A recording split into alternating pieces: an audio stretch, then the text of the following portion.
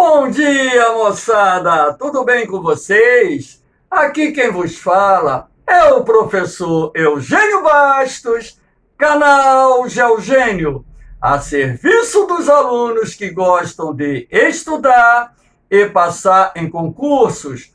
Moçada, vamos fortalecer o canal, dê aquele like, compartilhe o vídeo, se inscrevam no canal e ajudem o professor Eugênio Bastos a democratizar o ensino da geografia. Moçada, no nosso encontro de hoje, iremos falar sobre alguns aspectos humanos da região Nordeste, o segundo complexo regional brasileiro que eu estou analisando nesse processo de preparação para a prova do Colégio Naval, para a prova da SpaceX, da ESA e também do Enem. Vamos lá, moçada? Comecei aqui a nossa aula mostrando a vocês um mapinha da região Nordeste relativo à densidade demográfica. Lembrando que densidade demográfica é o número de habitantes por quilômetro quadrado. E para calcular a densidade demográfica, basta dividir a população absoluta pela área. A região Nordeste possui a segunda maior população absoluta do Brasil. De acordo com as estimativas do IBGE, a população da região Nordeste está na casa dos 58 milhões de habitantes. E essa região também possui uma densidade demográfica que pode ser considerada moderada, em torno de 38 habitantes por quilômetro quadrado. O Nordeste é a segunda região de maior população absoluta do Brasil, ficando atrás somente da região sudeste do país. Como vocês podem observar no mapa, as maiores densidades demográficas do Nordeste estão localizadas no litoral, sobretudo na Zona da Mata Nordestina, que é uma faixa de terra que se estende do litoral oriental do Rio Grande do Norte até o sul da Bahia. E exatamente nessa faixa que se encontram a maioria das mais importantes cidades do Nordeste, duas das quais se destacam como metrópoles regionais: Salvador, a capital da Bahia, e Recife, a capital de Pernambuco.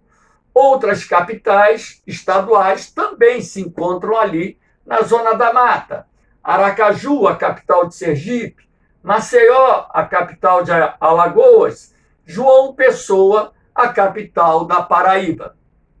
Observem bem o mapa e perceberão que essas densidades demográficas diminuem em direção ao interior.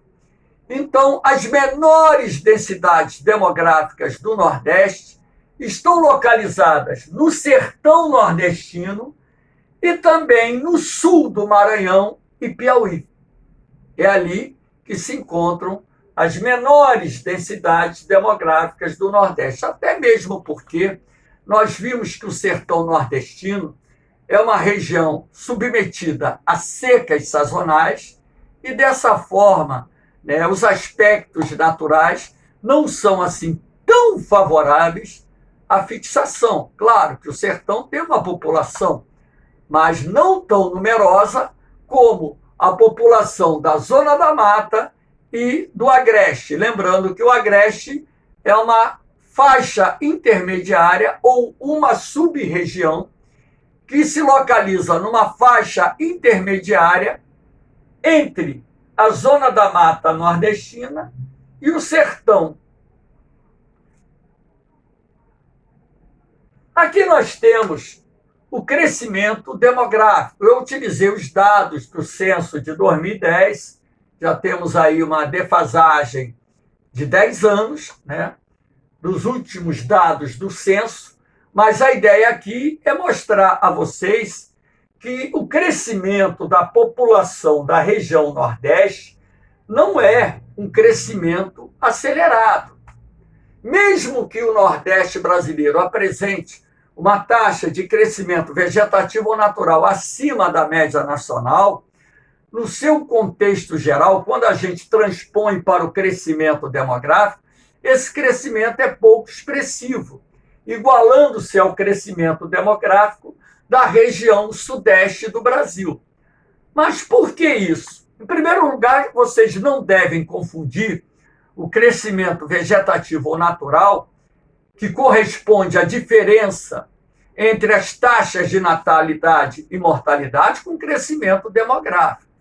Então, no contexto do crescimento demográfico da região, nós temos que levar em consideração o saldo dos movimentos migratórios. A região Nordeste, ao longo da história, tem sido a região brasileira que mais perdeu população para outras regiões do país. Então, quando você calcula o crescimento demográfico, logicamente, que este, em função dos fluxos migratórios de nordestinos para o Sudeste, para o Centro-Oeste, para o Norte do Brasil, ele acaba ficando num patamar mais baixo, igualando-se praticamente ao crescimento demográfico da nossa região Sudeste, tá bom? A média de filhos por casal lá no Nordeste é acima da média nacional. Não tem como discutir isso. Até mesmo porque na região Nordeste, a maior parte da população ela é pobre. A classe média na região Nordeste é representada por um percentual muito pequeno da população e a classe alta por um percentual menor ainda. Então, a grosso modo, a população nordestina ela é constituída por membros da classe média baixa e principalmente por pobres. E exatamente nessa faixa da população pobre e da classe média baixa, onde os casais normalmente têm mais filhos. Aqui nós temos a estrutura etária da região Nordeste. Quando você analisa a pirâmide etária da região Nordeste, você tem que levar em consideração um aspecto. Então, você vai ver aqui uma base da pirâmide mais larga, bem mais larga, e você vai percebendo que o topo da pirâmide ela vai afinando de uma forma acentuada. Então, quando você analisa a pirâmide etária do Nordeste, você não pode, única e exclusivamente, levar em consideração o comportamento do crescimento da população aliado à expectativa de vida. Porque, como o Nordeste é uma área de repulsão de população, onde milhões de indivíduos deixaram o Nordeste, sobretudo na segunda metade do século XX, à procura de emprego, principalmente na região Sudeste, então isso acabou afetando a composição, por exemplo, da população adulta, porque a maior parte da população que migra em busca de oportunidades em outras regiões, ela é constituída por trabalhadores que se encontram na faixa adulta. Isso acaba se refletindo no percentual de adultos na composição etária da população nordestina. E o Nordeste do Brasil ele tem uma expectativa de vida abaixo da expectativa de vida média do brasileiro. O brasileiro hoje, de acordo com os dados de 2019, está vivendo 75,6 anos. Essa expectativa de vida na região Nordeste, ela é inferior a essa média nacional. Isto porque a expectativa de vida está diretamente relacionada à situação socioeconômica da população. Então, se você tem uma região onde a maior parte da população é constituída por pobres, isso também acaba se refletindo na expectativa de vida. A expectativa de vida ela tem uma relação direta e indireta com as condições de vida da família. Então, quanto maior o poder aquisitivo, maior será a expectativa de vida média. Eu não estou dizendo com isso que um pobre nordestino não possa chegar a viver 100 anos ou passar disso. Claro que pode e passa, mas a gente está trabalhando com o padrão médio, tá certo? Então, como vocês podem perceber, aqui no corpo da pirâmide, onde se concentra a população adulta, existe um comprometimento em razão dos fluxos migratórios de nordestinos para outras regiões do país. Isso também vai se refletir lá em cima, no topo da pirâmide, porque acaba reduzindo o percentual de pessoas idosas, uma vez que boa parte desses adultos, né, não retorna mais os seus estados de origem, e isso vai comprometer também lá em cima a formação ou a composição do topo da pirâmide etária. Valeu, moçada? Aqui nós temos o movimento da transhumância. O movimento da transhumância é um movimento de natureza reversiva e sazonal, realizado por trabalhadores que, durante uma determinada época do ano, se deslocam da sua área de origem para uma outra área e só retornam à sua área de origem quando a causa da migração cessa. No caso do Nordeste, o que nós temos? O sertão nordestino, que está representado aqui em vermelho pelo número 2, é uma região submetida a secas sazonais, que por vezes essas secas chegam a durar alguns anos.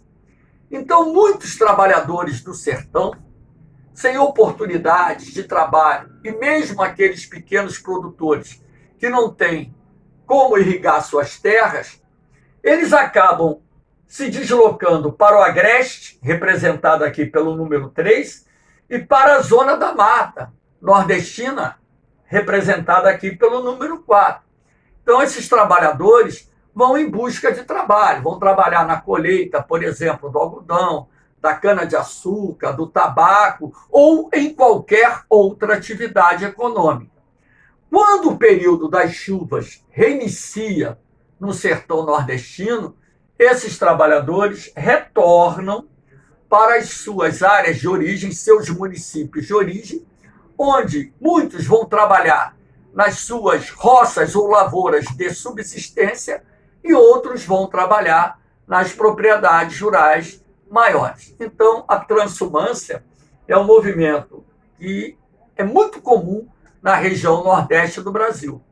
E quando se fala em transhumância em concurso, normalmente, quando esse assunto aborda o Brasil, nós temos um mapa similar a esse. Então, observe a setinha, estação seca, migração sazonal do sertão para o agreste e zona da mata, estação chuvosa, retorno dos trabalhadores para os seus municípios de origem. Valeu, moçada? Vamos que vamos! Fiquem espertos! Aqui nós temos as migrações interregionais. As migrações interregionais, elas são muito intensas, sobretudo do Nordeste em direção a outras regiões do país. O Nordeste, ao longo da história, tem sido a principal região de repulsão, ou seja, de saída de trabalhadores para as demais regiões brasileiras. A que se deve isso? Eu costumo destacar 4 fatores de grande relevância. Em primeiro lugar, a manutenção de uma estrutura econômica arcaica, incapaz de gerar empregos suficientes para a população nordestina. Ora, as pessoas precisam trabalhar, precisam sustentar suas famílias. Se não tem emprego no município ou na região de origem, muitos trabalhadores acabam migrando para outras regiões à procura de trabalho. No Nordeste, você tem uma forte pressão demográfica. Lembrando que a pressão demográfica ocorre quando a população cresce num ritmo mais acelerado do que a oferta de empregos. Isso faz com que a taxa de desemprego aumente. Ora, como eu disse, as pessoas precisam trabalhar para sobreviver. Muitas acabam se deslocando para outras regiões do país. Aí você tem a questão da estrutura fundiária. No Nordeste, a concentração de terras é muito grande. Inclusive, anos atrás, numa questão de vestibular, o enunciado dizia o seguinte: o maior problema do Nordeste não é a seca, é a cerca. Então, o enunciado estava fazendo alusão à questão da elevada concentração fundiária na região Nordeste. Ora, se a pessoa que vive no campo não tem terra para produzir e não tem trabalho, qual é a tendência dela? Aqueles que podem acabam migrando para outras regiões do país à procura de trabalho. E, logicamente, você tem a questão da seca.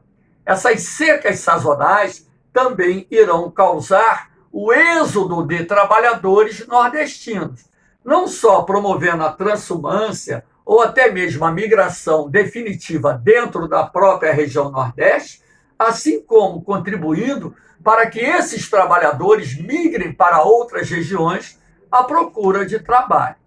Eu coloquei aqui duas setas para representar o fluxo migratório de nordestinos para a Amazônia, lembrando que no final do século XIX, início do século XX, tivemos o deslocamento de aproximadamente 400 mil trabalhadores nordestinos para a Amazônia Ocidental, onde foram trabalhar na extração do látex, a matéria-prima utilizada na produção da borracha natural. Inclusive, foi um fator importante para que o Brasil pudesse, através do Tratado de Petrópolis, firmado com o governo boliviano, no início do século XX, adquirir o estado do Acre, considerado a última grande incorporação territorial do Brasil.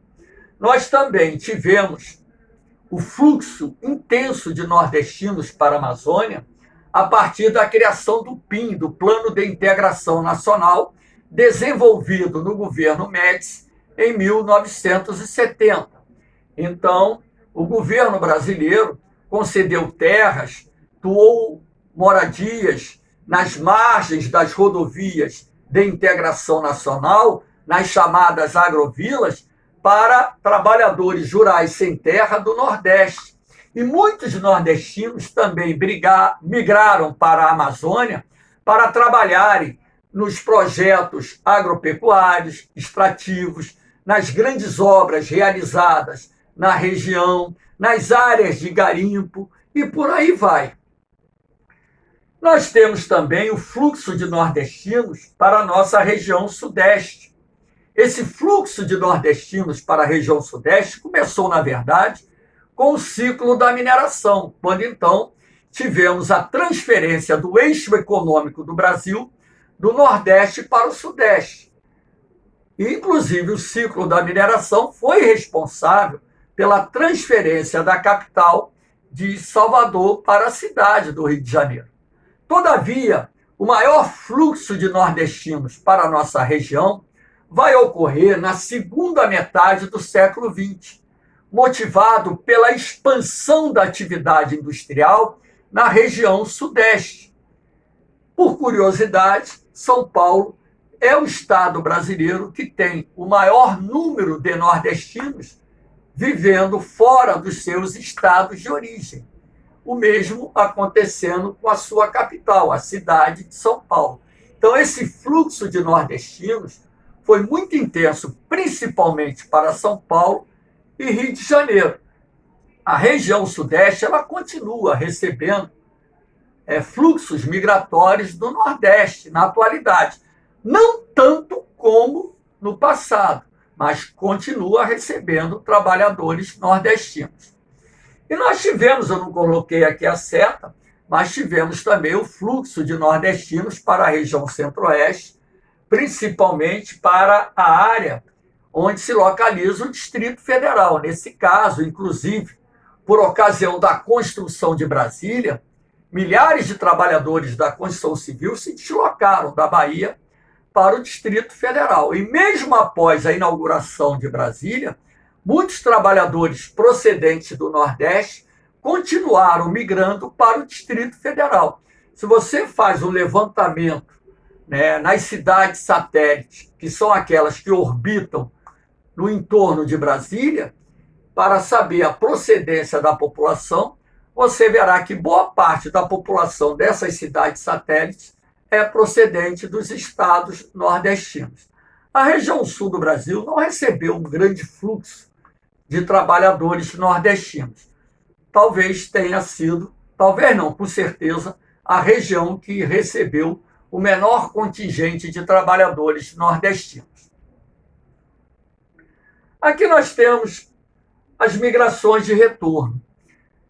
Essas migrações de retorno para o Nordeste intensificaram-se a partir da década de 1990. Então, muitos nordestinos que vieram principalmente para o Sudeste, outros para o Centro-Oeste, outros para o Norte, retornaram aos seus municípios, aos seus estados de origem. Agora, quando se fala em migração de retorno no Brasil, há de se destacar essa migração do Sudeste para o Nordeste, porque o Sudeste foi a região brasileira que mais recebeu trabalhadores nordestinos. Por que ocorreu ou vem ocorrendo essa migração de retorno? Eu destaquei aqui 4 fatores básicos. O desemprego. As pessoas vêm tentar a sorte, não conseguem, ficam desiludidas e voltam para os seus municípios de origem. A elevação do custo de vida, o custo de vida nas grandes cidades aqui da nossa região é maior do que o custo de vida nas cidades nordestinas. A violência urbana. Então, muitos desses trabalhadores foram viver onde? Em comunidades carentes, que são controladas pelo Estado paralelo, pelo crime organizado, onde os confrontos entre as organizações criminosas são mais comuns, e entre a polícia também. Então, muitos desesperados com essa questão da violência decidiram voltar para os seus municípios de origem. A desilusão e as saudades dos familiares. Tem aqueles que vieram, não se adaptaram, não conseguiram viver longe das suas famílias e retornaram para os municípios de origem. Então, quando se fala em migração de retorno no Brasil, moçada, não se esqueçam, dê destaque à migração de retorno de nordestinos que vivem no Sudeste para o Nordeste. Lembrando que essas migrações de retorno ocorrem de uma forma geral no Brasil inteiro.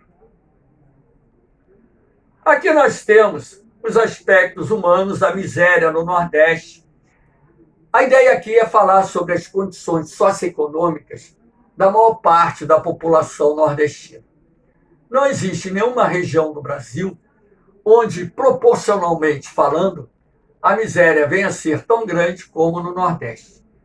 E, em razão disso, muitas famílias que lá vivem em estado precário, e a fome e a subnutrição é um problema que está presente naquela região.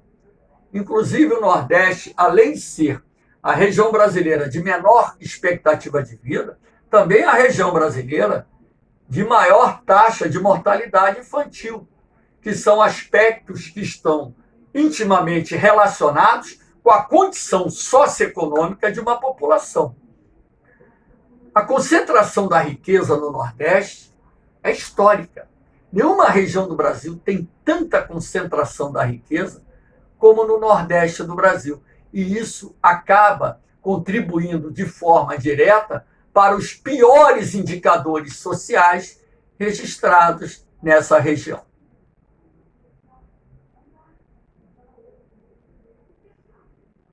Aqui nós temos os aspectos humanos. Urbanização. A região Nordeste do Brasil é a que apresenta a menor taxa de urbanização do país. De acordo com os dados do IBGE, estimativa, a população urbana do Nordeste hoje está na casa aí dos 75%, passando pouca coisa dos 75%. Lembrando que a taxa de urbanização do Brasil hoje está beirando a casa dos 86%. Entre as 5 regiões geográficas do país, o Nordeste é aquela que apresenta a menor taxa de urbanização. A urbanização na região Nordeste intensificou-se nas últimas décadas, fruto da expansão da atividade industrial, sobretudo nas mais importantes regiões metropolitanas da região, tais como Salvador, Recife e Fortaleza. Esse processo de urbanização da região Nordeste vem acompanhado, logicamente, dos problemas comuns que ocorrem nas grandes cidades do Brasil. A questão que envolve a segregação socioespacial, a violência, o desemprego, a expansão do subemprego, o crescimento das favelas, das palafitas, que o IBGE chama de aglomerados subnormais, né? Os problemas que envolvem a poluição, os chamados problemas ambientais urbanos, de uma certa forma, também se intensificam nas grandes cidades do Nordeste, a formação das ilhas de calor que está em curso em Salvador, Recife, Fortaleza, enfim. Então, assim como em todo o Brasil, esse processo de urbanização em curso na região Nordeste vem acompanhado de inúmeros problemas, e lembrando que esse processo ocorreu mais tardiamente e que a região Nordeste do Brasil é aquela que apresenta a menor taxa de urbanização do país. Moçada, espero que vocês tenham gostado da aula. Dê aquele like, o joinha, olha o sinal do like. Fortaleça o canal, moçada. Fortaleça o meu trabalho. E eu vou perguntar a vocês, eu não mereço? Claro que eu mereço. Então, se inscrevam no canal, compartilhem o vídeo e ajudem o professor Eugênio Bastos a democratizar o ensino da geografia. Eu estou levando o ensino de forma gratuita a muitos jovens que estão se preparando para os concursos e aqueles que querem também aprender um pouquinho sobre o Brasil e o mundo. Valeu, moçada! Um beijão no coração de vocês. Um forte abraço. Fiquem com Deus. Eu vou, mas eu volto, hein? Fui!